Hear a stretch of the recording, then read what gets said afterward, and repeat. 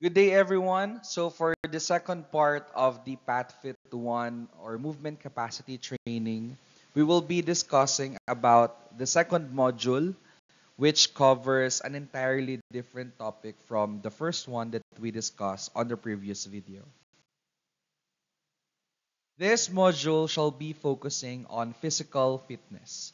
So, if you can still remember, we had a discussion on the module 1 about physical education. So, if hindi nyo pa po yun napapanood, please browse in my YouTube channel to watch the first module, which is all about physical education. So, for this module, we shall be focusing on the following lessons. We have 5 lessons in total. First, we have the meaning, concepts, and components of physical fitness. Lesson 2, we have components of physical fitness. Lesson 3, performance-related fitness. Lesson 4, benefits of fitness. And Lesson 5, the parameters of physical education. For the first lesson, we will be talking about the meaning, concept, and components of physical education.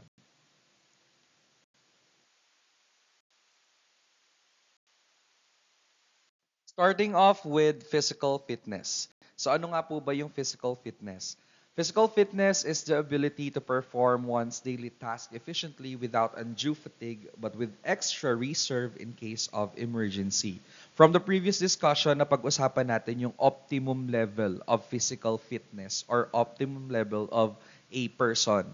Di ba when we perform task, meron tayong mga times wherein hindi natin nape-perform yung best natin, it's because we can be one of those people na hindi physically fit. So in this topic or module, we shall be focusing on the definition of physical fitness itself. So pag-uusapan natin dito kung paano mo ba malalaman kung ikaw ba ay isang physically fit na tao. We have the following aspects in order for us to know kung tayo ba ay considered physically fit. Pero hindi naman sinasabi, ito naman ay suggestion lang. Hindi naman porket meron tayong hindi nagagawa dito, ay hindi na ako physically fit. Hindi naman, these are just considerations if you want to assess kung ikaw ba ay physically fit or hindi. So the first one is being able to perform one's daily tasks without getting too tired before the end of the day. So halimbawa, meron tayong mga assigned na tasks sa araw-araw, mga utos ng nanay natin, ng tatay natin, yung mga projects that we need to do, the tasks that we need to accomplish.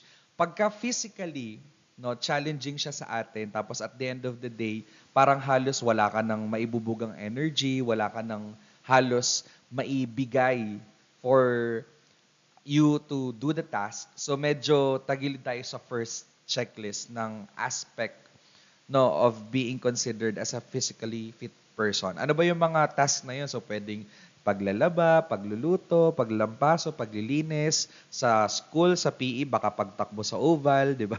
Paggagawa ng physical fitness test. So, not getting or without getting too tired. So, normal namang mapagod. Pero kapag yung sobra, yung to the point na may himatay ka, yan. Isang red flag na yan, kumbaga. Number 2, enjoying leisure time in some form of recreational activities. When we say leisure time, ito yung free time natin sa loob ng isang araw. Ang araw kasi ng isang tao ay nakikita natin yung uh, division ng araw ng isang tao and one of it is yung leisure time. When you say leisure time, ito yung excess na time na meron ka. So, halimbawa, ito yung lalaan mo pa sa mga task na gusto mo personally or mga hobbies mo, manood ng movies, Netflix, no? So, you are still able to enjoy it or even form in some forms of recreational activities. Recreational activities means ito yung mga activities na choice nating gawin at hindi nagre-require ng masyadong physical effort. Kaya nga, recreational activities yung tawag. Number 3, meeting emergency demands. So halimbawa at the end of your day, medyo madami ka pang kailangan i-accomplish. Kapag daw physically fit ang isang tao, sinasabi nila na nagagawa mo pa yung mga kailangan mong gawin like yung mga important errands, yung social obligations mo, hindi ka hinahanap ng mga kaibigan mo sa mga events na importante, ng mga emergency demands like mga problema sa bahay, nagagawa mo pa yon. And with that being said, yung tatlong yon, kung doon pa lang sa mga yon ay medyo natatlong X ka na, maybe it's a good sign for us to think and reevaluate yung meron tayong aspect in terms of physical fitness. Okay, so that's the focus of lesson 1. We want you to assess kung ano ba, physically fit ba ako? Kasi ang physical fitness, hindi po yan limited with being or having good body image. Hindi yan tungkol sa pagiging macho or pagiging sexy. Hindi po. Physically fit or physical fitness, 'di ba sabi nga natin noon ng first topic natin, 'di ba? Optimum. So nagpe-perform ka, hindi ka nag-underperform sa mga daily needs ng katawan mo or sa bahay ninyo. Okay? So let's proceed with lesson 2. Lesson 2 focuses on the components of physical fitness. Ito na yung medyo pabigat na ng pabigat. So medyo magiging technical na tayo dito. There are two actually categories of physical fitness. No, subdivided siya into two. Una, we have the HRC. Commonly tinatawag namin itong HRC, and the other one is the PRC. Actually, ano to SRC in some books. No? Kasi these two tells you that when you are performing certain task, sabi nga natin, performing one's daily task efficiently without undue fatigue and having extra energy para ma-enjoy mo yung araw mo. Ito yung mga magandang factors to consider kung ikaw ba ay physically fit na tao. So ito yung mga categories na yon. Ano yung difference nilang dalawa mamaya po i-discuss natin. So for HRC or health-related components, we have flexibility, cardiovascular endurance, muscular strength, muscular endurance, and body composition. Pagdating naman po sa PRC, SRC, or performance-related components, we have agility, balance, coordination, power, and speed. Starting off with HRF or health-related fitness or health-related component. So HRF is different from SRF, no, or SRC, because HRF talks about the function of our body's adaptation to exercise. Ibig sabihin, paano mo nai-adjust yung sarili mong katawan kapag nagpe-perform ka ng certain exercise. It could be developed and maintained through the regular and proper exercise program. That's why in the physical education program, unang-unang activity talaga palagi ang physical fitness test. Kaya siya tinawag na physical fitness test kasi i-identify natin kung ano yung kaya mong gawin at hindi mo pa kayang gawin. So, HRF yung nag-a-identify nung mga yon, no, yung mga components na yon. Ibig sabihin, these are all natural to you. Pinanganak kang kasama na to. No, ano-ano yung mga yon? We have muscular strength, muscular endurance, cardiovascular endurance, flexibility, and body composition. Sir, paano pong natural sa amin? So, I'll be discussing each one of the HRFs. Starting off with muscular strength. Muscular strength talks about yung exert or pag-exert ng maximum effort mo ng brief duration lang. Bakit brief duration? Kasi mamaya, i-differentiate natin siya with endurance. When you say muscular strength, ito yung innate nature mo as a person to exert effort. Halimbawa, magbubuhat ka ng mabigat or baka magpupush ka ng mabigat.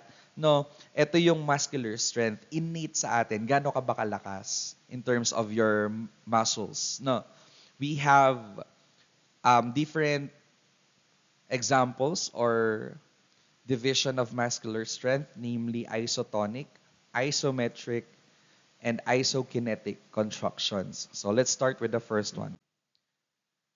Isotonic contractions means voluntary contractions in which muscles shorten and lengthen alternatively or alternately.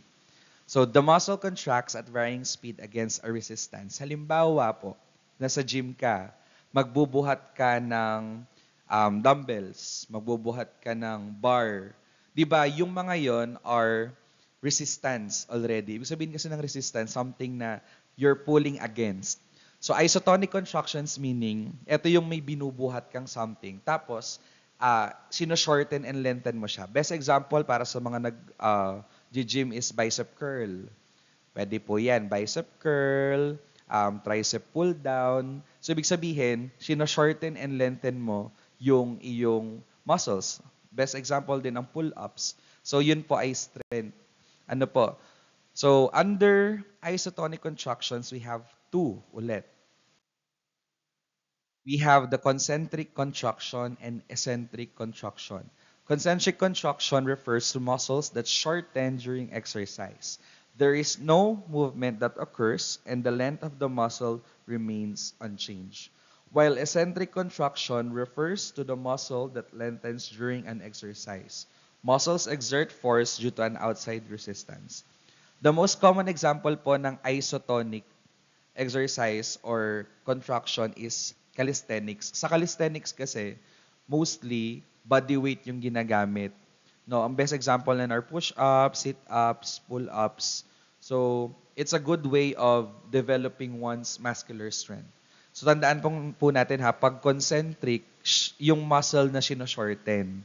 Kapag eccentric, ito yung nilelenten naman during an exercise. So, that is under isotonic contraction, concentric and eccentric. Number 2, we have isometric contractions. Isometric contractions are another type of contractions in which the muscles are contracted against an immovable resistance. Ibig sabihin, hindi siya naigagalaw or naiisod.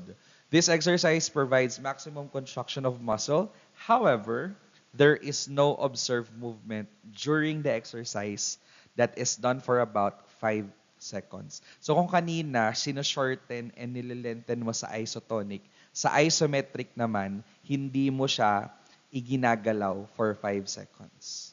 Okay, tandaan po natin yan ha. Next, isokinetic contractions. Ito naman, similar siya sa isotonic contractions, pero meron tayong mga fixed machines na ginagamit. So, meron tayong mga variable degrees of resistance. So, through the range of movement, resistance is equal to the force applied. Dito po napasok yung kapag nag-gym tayo. Di ba meron tayong mga weights na tinatawag? So, depende sa bigat ng kaya mo, ng kaya mong buhatin, kaya mong gawin. Yun yung isokinetic. Kanina kasi sa isotonic, ini-strengthen and nililenten mo lang. Sa isokinetic, meron ka ng machine na ginagamit. Okay, so those are all under muscular strength. Again, muscular strength is the ability of your body to lift something, to push something, or to pull something na merong tatlong example na diniscuss ko kanina. Okay, so that's the first one under HRF. Next, letter B is muscular endurance. Ang difference ni muscular endurance kay muscular strength is very easy.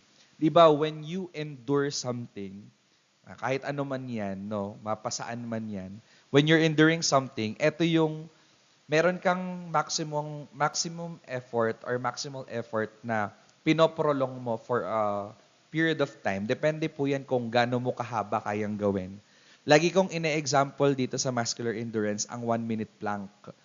Kasi endurance means being able to endure, again, submaximal effort for a prolonged period of time. So itong mga exercises na to, ng maraming repetitions, it can increase at least the endurance of certain muscles. So in the case of the plank, ini-extend mo yung endurance ng core muscles mo.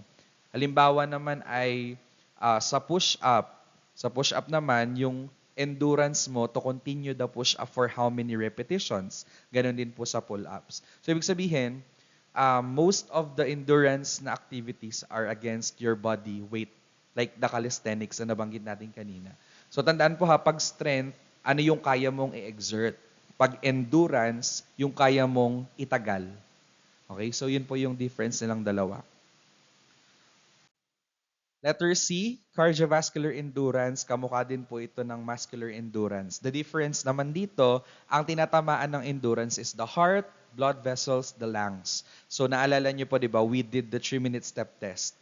So si 3-minute step test, since ongoing siya for 3 minutes, you're doing an exercise, you're doing certain movements, yung pumping ng atin pong heart, yung mga pinapump niyang blood, ayan, so nag-aano siya, nag-a-adapt siya, no, depende sa pangangailangan ng katawan. Since napapagod ka, kaya po tayo hinihingal. So mas bumibilis yung tibok ng puso natin, mas nagre-release siya ng oxygen para po makapag-adapt dun sa kinakailangang oxygen ng katawan natin. So again, like what I said nung dinidiscuss ko to sa inyo, ang normal na beat per minute kasi ng tao ay 60 talaga. 60 to 80 beat per minute. So kapag ka-resting yung heart rate mo, yun yung usual. Pero pag natapos ka ng isang activity, bumibilis yan. Nadadoble, nagtitriple.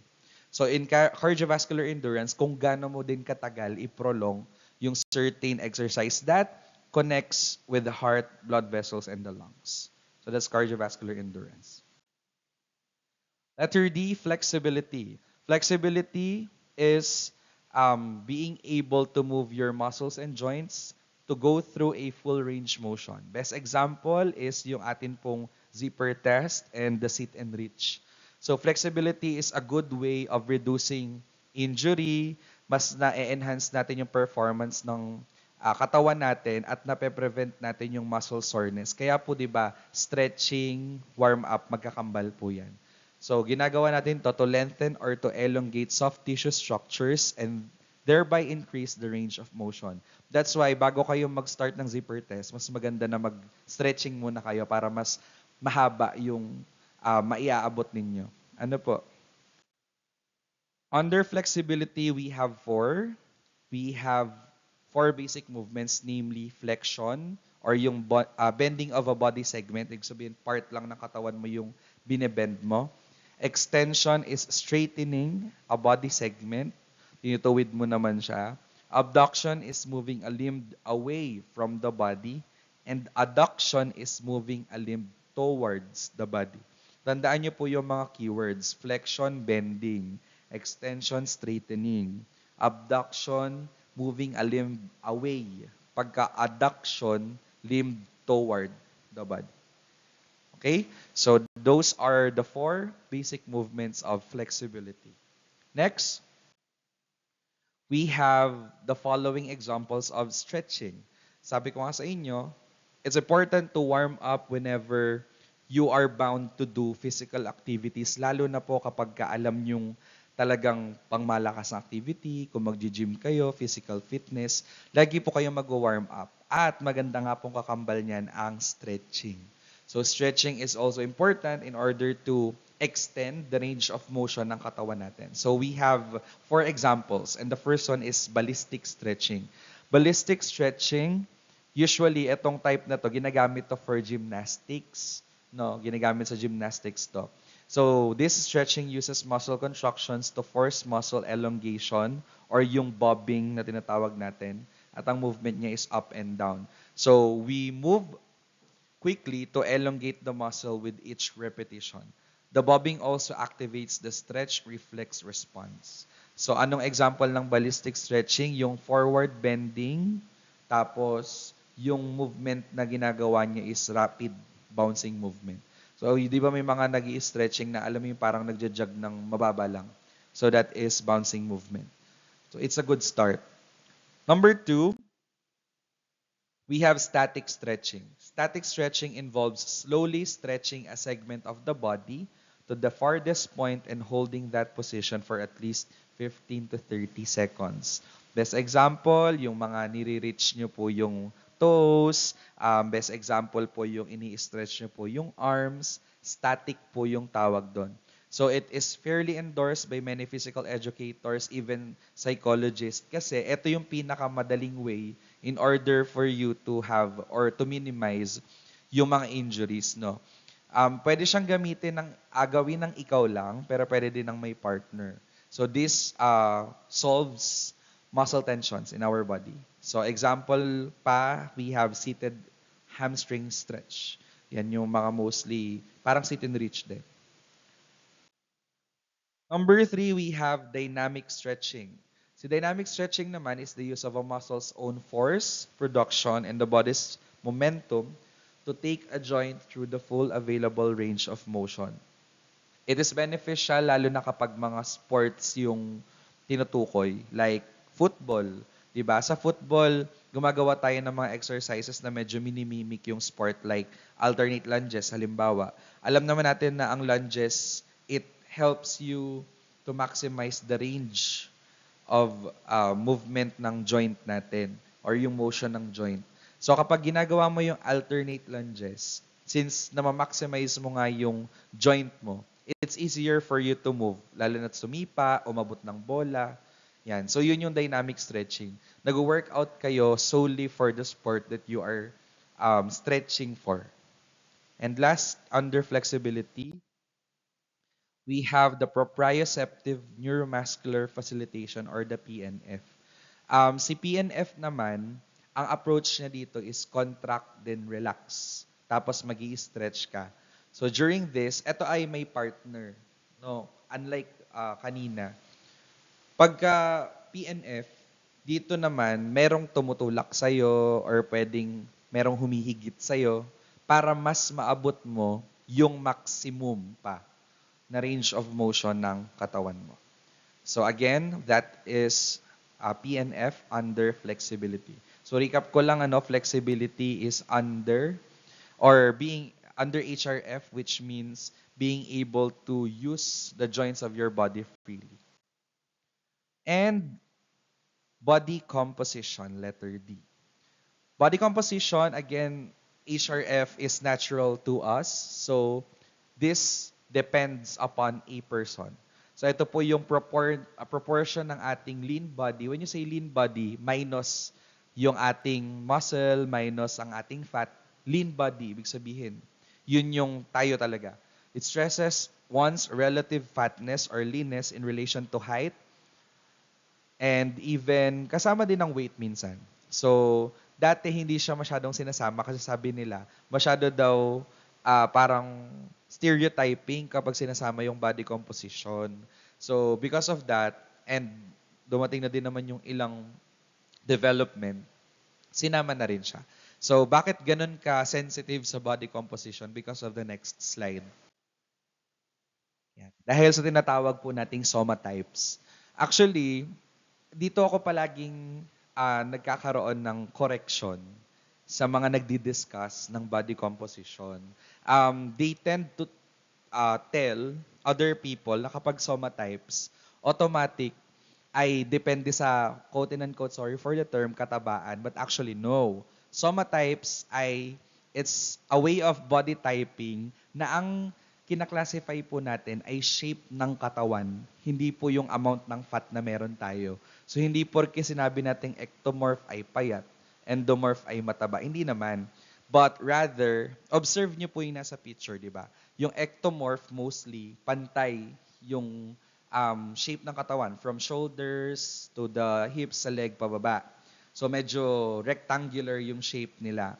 For the mesomorph naman, sila yung mga triangular yung katawan. So merong inverted triangle, meron ding baliktad, and we have the endomorph. So endomorph naman is parang oblong shape yung katawan. So you can easily tell kung ano yung body type na meron ka. So tingin mo, alin ka dito sa tatlo. So it's for you to analyze and it's for you to assess. But here are some more specific na characteristic ng bawat soma type. So let's start with the first one. We have the ectomorph body type. So pag ectomorph, characterized as lean and small body build with greater surface area to mass ratio. Yung bone size ng mga ectomorph mostly are small with slender limbs and low muscle mass. Kaya po laging sinasabi nila na kapag ectomorph daw ay payat. Yeah, yun po yung reason. Kasi yung limbs nila ay slender, tapos mababa yung muscle mass nila. Next, letter B is the mesomorph body type. Mesomorph body type, ito naman, predominance dito sa katawan nila is yung muscles. So kanina 'di ba bones sa kabila, dito naman muscles. The bones are usually large and heavy with massive limbs, thus contributing to greater weight that can be a way of telling an ectomorphic body type. So sa body composition ng mga mesomorph, sila mostly yung mga sinasabi nating ideal body for a person. Kasi yun nga, di ba sabi nga nila kapag daw triangular yung shape, automatic daw, maganda yung shape ng katawan. Halimbawa, sa boys, kapag mas malawak yung shoulders than the hips, sa girls naman baliktad. So that is the mesomorph. And lastly, the endomorph body type. Endomorph body type is characterized by a relative predominance of soft roundness and large digestive viscera. Viscera or visceral fat na tinatawag, ito po yung mga fats na naiipon sa may core natin or sa may chan. So there is a greater percent of body fat when compared to lean body mass. Kaya nga sabi nila, yung mga endomorph daw yung body, naka-bodysuit, na mapalibutan lang talaga ng digestive viscera or large digestive viscera. Kaya nagmumukha silang malaki or bilog. But in reality, kapag nawala yung greater na percentage ng body fat, pwede din silang maging other soma types. Okay? So again, tandaan nyo po yung tatlong soma types under body composition. So those discussed ay all under again HRF. Right? So let's proceed with the next one. Lesson 3. So kanina ay nasa health-related tayo, yung mga normal or natural sa atin. So for this one, we will focus on performance-related or skill-related fitness. So ito po yung pwede nating ma-develop, pwede po nating ma-train, pwede po nating ma-improve. Starting off with the first one, which is balance. Balance is present na po ito sa katawan natin dapat. Pero since nagkakaroon tayo ng consciousness at may work din ng gravity, dito na tayo nagkakaroon ng problem with balance. That's why not all people are balanced people. Balance is the ability to maintain equilibrium in relation to changes in body position. Ibig sabihin, kahit anong position ka mailagay, nakatapak ka man sa alambre, nakatapak ka man sa poste, sa semento, sa bato, or anywhere, you're able to maintain your equilibrium. No, sabi nga dito, sabi nila, most of the people dito daw nahihirapan sa balance. So, let's proceed. There are two types of balance. We have the static balance and dynamic balance. Static balance, kapag ka po tayo ay fix sa isang position or at least standing on one foot or on a balance beam. So pagka-static, best example po nito ang Stork balance test na ginawa po natin. So tayo po ay hindi gumagalaw. Fixed lang po yung position natin.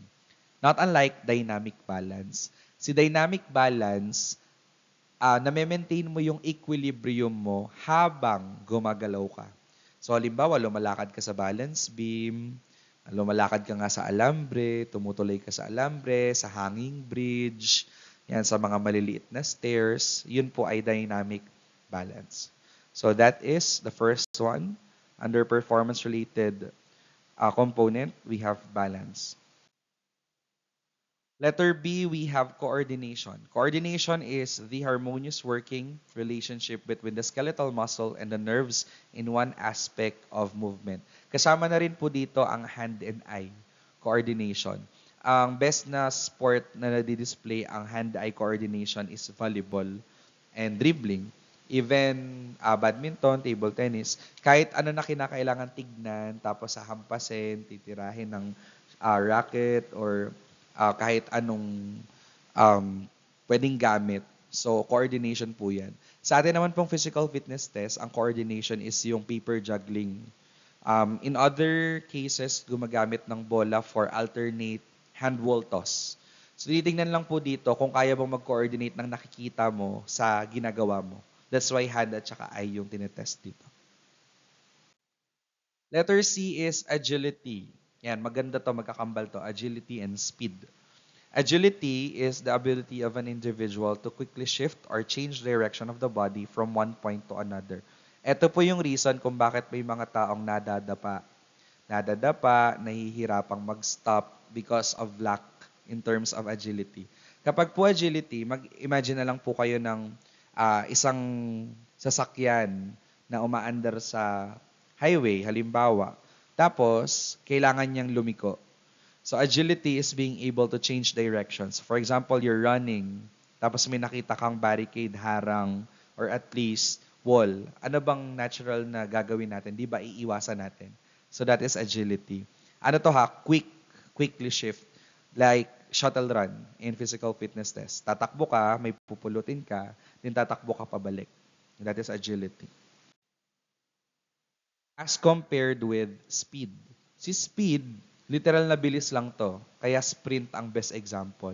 So, ang speed, ang kakambal naman nito bukod sa... hindi. Ang kakambal ng speed is reaction time. Di ba kaya kapag nakikinig ka ng 1, 2, 3, pag sumigaw ng go, automatic tumatakbo ka. Yun naman yung kakambal ni speed. Kung si agility, kakambal niya si speed naman, kakambal niya si coordination and reaction time. So speed is the ability to perform a task or move from one point to another in the shortest possible time. One go lang, isang diretsuhan. So time start, time stop. Race mostly. So it is also the time spent finishing or completing a performance after the initial movement has been made. So that is speed. And letter E is power.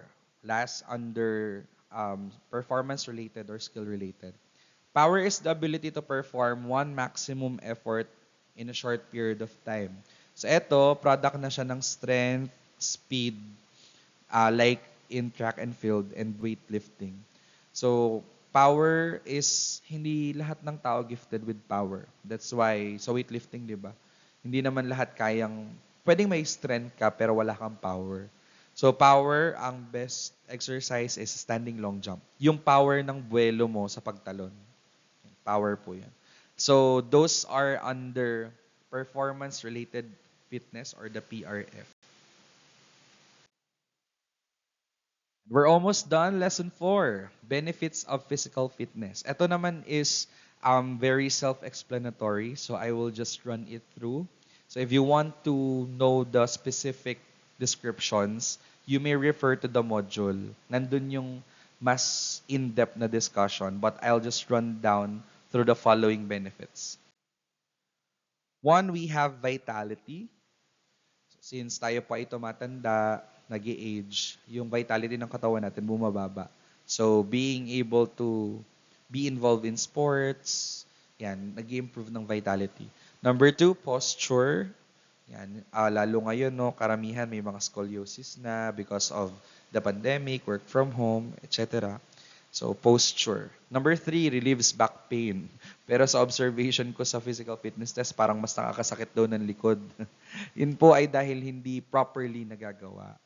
4, retards aging process. Kaya po ang mga nag-exercise ay mas mukhang bata. Number 5, physical fitness and ability to meet emergencies, like the first checklist that I mentioned a while ago. Number 6, neuromuscular skill. Ang neuromuscular talks about your sharpness ng utak natin. So, yung mga makakalimutin dyan, nahihirapang makatanda, yan, kailangang improve ang neuromuscular skill. 7, relaxation. Kahit na pagod, nakakapag-relax pa din. 8, improvement of personality and social skills because you get to meet other people when you exercise or when you perform these skills. 9, mental fitness. And last is general growth. And finally, parameters of physical fitness. Sabi ko nga, ang physical fitness ay pwedeng maging para sa lahat. Pero, meron siyang limit. So, here's the parameters of physical fitness. Sabi ng mga proponents of physical education, marami daw reasons, ways of measuring physical fitness. But according to educators on physical education, meron tayong mga measurable na parameters which are the following. 1, muscular endurance. So talagang ang endurance, it comes with age, body type, soma types, lahat po yan kasali. So, etong mga to, si muscular strength, cardiorespiratory endurance, joint flexibility, lalo po yung joint flexibility. Yan po talaga ay, it comes with age. Kaya nga sabi ko nga po, habang tumatanda kayo, yung mga yan po, yung 4 items na yan, bumababa po yan. Mas nahihirapan tayo mag-endure ng exercises, mas humihina po tayo, mas hinihingal tayo, mas nagiging hindi tayo flexible. Kaya po tandaan po natin, no, in summary na din, this module in movement capacity training or PATFIT 1, this talks about the importance of being able to start moving, exercising in the way or the path of being physically fit. Well, hindi naman po madaling maging physically fit. Even I struggle in trying to be one. But tandaan na lang po natin as a motivation na, well, in the long run, mas matutulungan po natin ang sarili natin if we are physically fit. So I hope you learned something from this module, and please don't forget to start exercising when you can. Thank you.